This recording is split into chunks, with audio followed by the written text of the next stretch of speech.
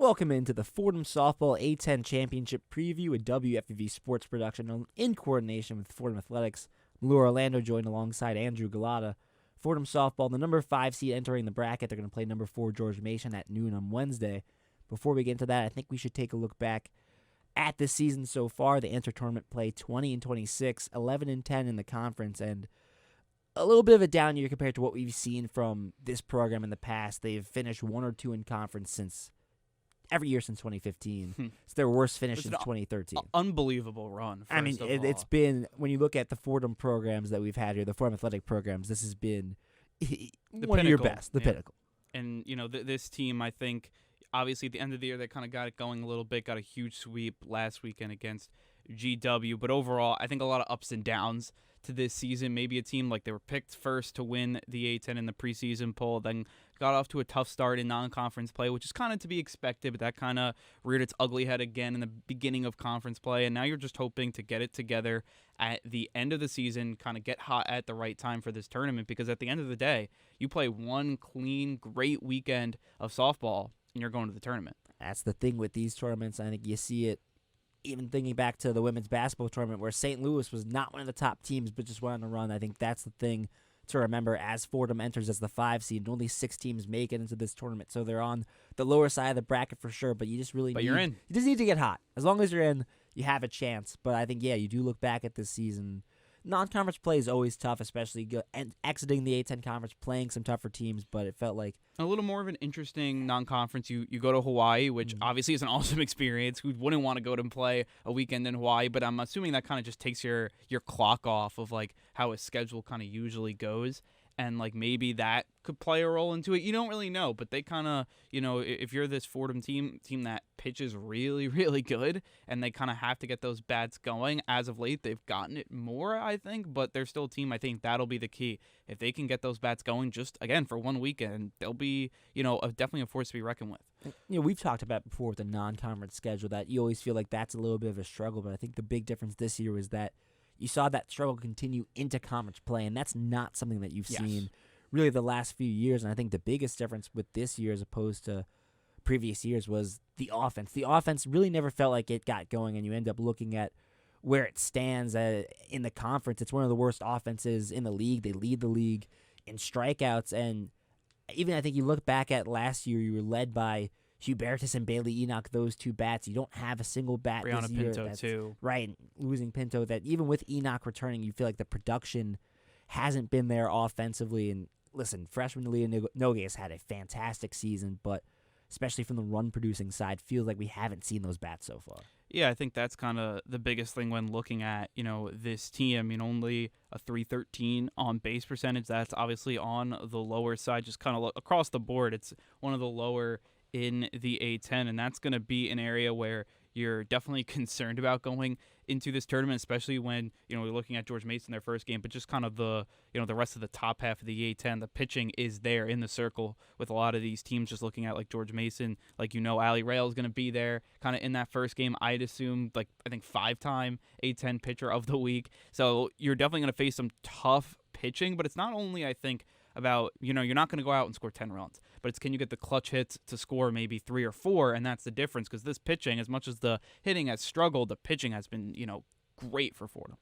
And, we have to give some love. Holly Beeman, coming in as a freshman, leading the A10 in ERA. She's been fantastic, and I think we've always lauded the pitching for Fordham. That's been one of the reasons that they've had so much success, but I think especially this year, you look at Devin Miller struggled in non-conference play, and even though that ERA in conference play, it's at a 3.6. So Devin Miller's been pretty good in conference, but it's been Holly Beeman that's taken over with the injury to Emily Watkins. Bailey Enoch stepped up into that number 2 role, and I think you still feel like even with some of Devin Miller's struggles early, that the Fordham pitching staff is in a pretty good spot, and that's no surprise. Yes, you have 3, pitchers that you feel comfortable with to go to in a game, and especially I think in these series is when you're like in the lower area of the seeds, you need a lot of pitchers that you're comfortable with, because you may be playing 2 games in one day. You may be playing a lot of games in a short period of time. And if you're Fordham, you could definitely throw Holly Beeman back-to-back days. But then in that second game, you feel comfortable if it's a winner go-home game to have Bailey Enoch or Devin Miller in there as well.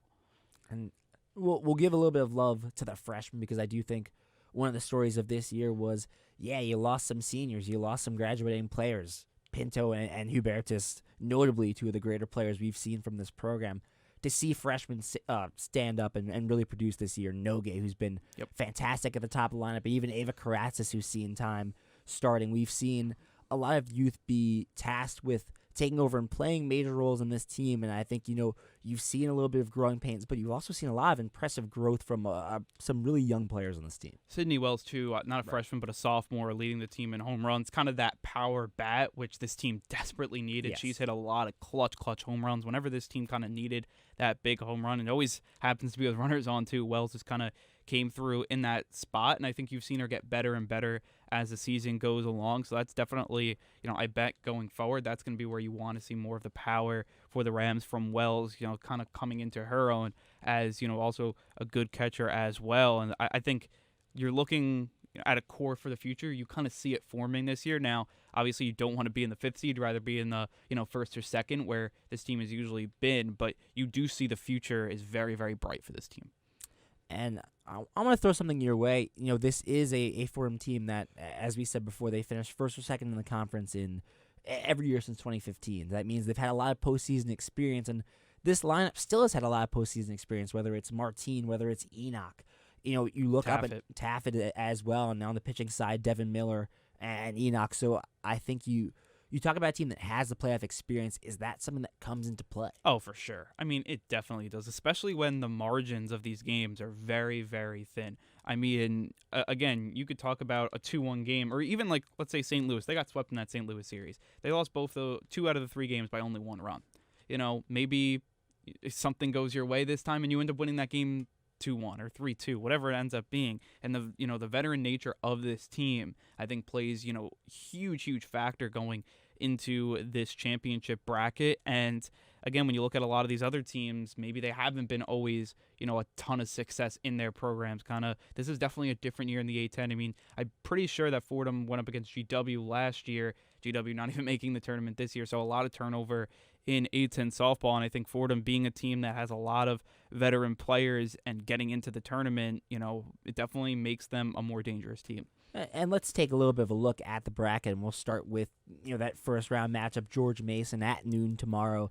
Number 4 seed versus a number 5 seed. This is not your characteristic number 4 seed. This is a George Mason team that was the 3 seed for most of the year, ended up getting jumped by Loyola Chicago. This is a really talented George Mason team. Top 3 offense, the second best pitching ERA in the A10.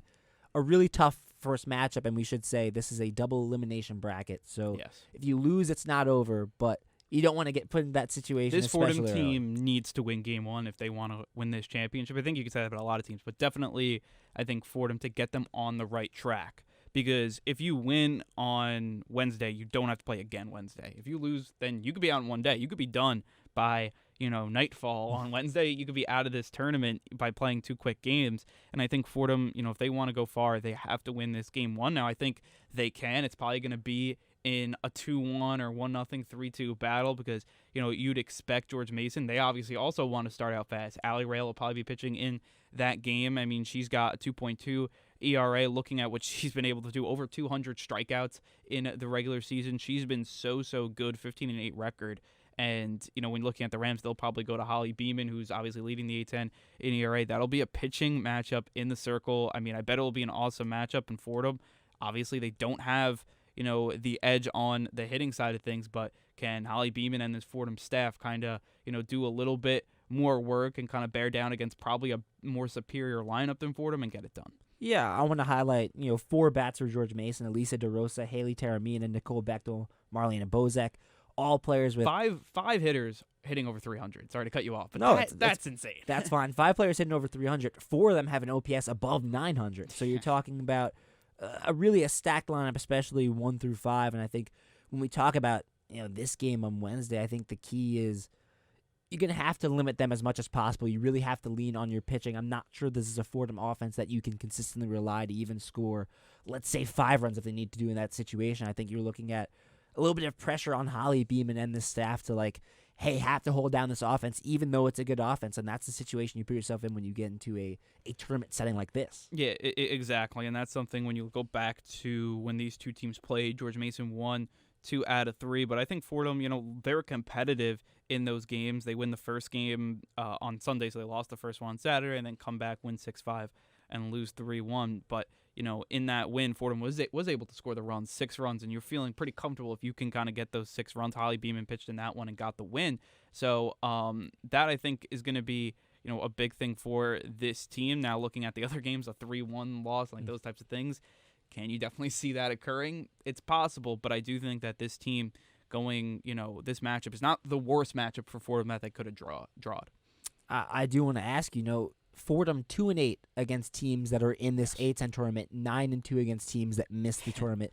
Do you put any stock into that? Because again, we talk about you just need to get hot again. But look, it's not looking good right now. Looking at the past kind of games, but again, anything could happen. It's, softball, baseball, those sports. It's crazy. Anything could really happen. Once you kind of get in between the 2 foul poles, and I wouldn't be surprised if anything happens. But again, like a lot of people say, kind of beat up on the bad teams, and if you're like 500 against the good teams, you're the best team, in the conference. Now that's been they've been able to beat up on the bad teams and have struggled against the good teams, not win 500. But, it's definitely something to question for sure. So I think it's the end-all, be-all, no, but that's why you're the 5 seed and not the favorite going into the tournament. Yeah, I should put it in context where you played a lot of the good teams, the teams that ended up making the postseason earlier in your schedule. When you looked at the schedule down the stretch, you ended the season with 3 against UMass, a game against Loyola Chicago because that series got essentially rained out, and then you played 3 against GW. So you swept GW, you swept UMass, you took 2 out of 3 against St. Joe's, right? So you can only play who's in front of you, and you won those games down the stretch to a certain extent. There's momentum going into this tournament for this Fordham team. Exactly, and now you can say that they beat bad teams, and we're gonna see this weekend if it was, hey, this team's getting hot at the right time, or they play bad teams and they really just right now can't compete with that upper echelon of the conference. And I think that's gonna be the biggest thing to look at of which trend is correct. I will say one thing that becomes key because Fordham wins a lot down the stretch. They were in the 6th spot for most of this season. They ended up jumping up to the 5 spot. And not for nothing, if they had stayed in the 6, you would have been matched up with number 3 Dayton, who's got the best overall record. Again, the seedings go by conference record, but Dayton is the only team that has an overall record above 600. So you miss who some people consider the best team in this tournament in the first round, so you don't have to play them. And you look at the top 4 in this bracket, and they're all really good. So whether you're talking about a St. Louis or Little Chicago, I don't think it matters which side of the bracket you're on, and especially with the double elimination, you might get a taste of everyone if you win a couple times. That it's not going to be easy. This is a tough stretch of conference play. Yeah, exactly. Looking at the teams I'd be most scared of, obviously St. Louis, the team you got swept by earlier in the season, and then I think Dayton, even though they didn't play, that team is definitely one of the favorites going in. Loyola Chicago, another team that would worry you, but they're on the other side of the bracket, and most likely you're not going to end up seeing them until later in the tournament. And I think if Fordham gets later in the tournament, you're happy about that either way. So I think right now, looking at kind of the teams, St. Louis, that'll be a big game. If they can beat George Mason, that St. Louis game, I think you could lose it and you're not done. But if you can win that game and kind of avenge that sweep, I think then you're like, oh my God, this Fordham team, they may win this thing. As we wrap this up, what's your key for this postseason if Fordham wants to win? I think it's going to be getting the clutch hits. I think they're going to get good pitching from Holly Beeman or Bailey Enoch, but it's Enoch, who kind of struggled in the average-wise and was always getting on base. Can she get some big hits? She's kind of right in the middle of that Fordham lineup. Can Sydney Wells hit a few big home runs? Can the veterans like Julia Martin and Sarah Taffet step up and kind of use their veteran nature? Same with Michaela Carter. I think that's going to be the biggest thing. Can this team get the clutch hits? Last year they were able to, and obviously that had a lot to do with Hugh Burtis and kind of a lot of the seniors. Now this year, can they do that again? I think that's going to be the biggest thing. Yeah, I think the pitching's non-negotiable. It's like you need to have that. That's yes. The baseline. I think the big X factor is what are you getting from the offense? If the pitching goes down, can you get that production from the offense to get you back into games? And I think can you score 4 runs? Right. I think one thing for me is what can the bottom half of the lineup do for you? One of the greatest decisions I think that head coach Melissa Inouye has made this year is putting Michaela Carter and Nalia Nogue back-to-back to start that lineup, and I think you've seen that be the key to a lot of big innings is those two getting on base for your run producers. But what can you get from Karatzis, Taffet, Katie McGuire? What can you get from the people in the back half of your lineup to maybe set up that offense? Because if the back half of your lineup is going 0 for 3, 0 for 4 consistently, then That's less at-bats for that top of your lineup, which has been so good at setting up those big innings. Yeah, I think that's the biggest thing in the playoffs. Everyone talks about, like your good players are going to, hit, but you need your big players. Yeah, Right? exactly. The big players You're not hitting going that's what you anywhere. need. Exactly. But can you get one player hitting eighth to Right. go off? And then that's kind of the key to what you need from the offense. It's always, I think, that's the biggest thing. Well, once again, Fordham gets their A10 softball championship play underway on Wednesday at noon. They'll play George Mason if they win.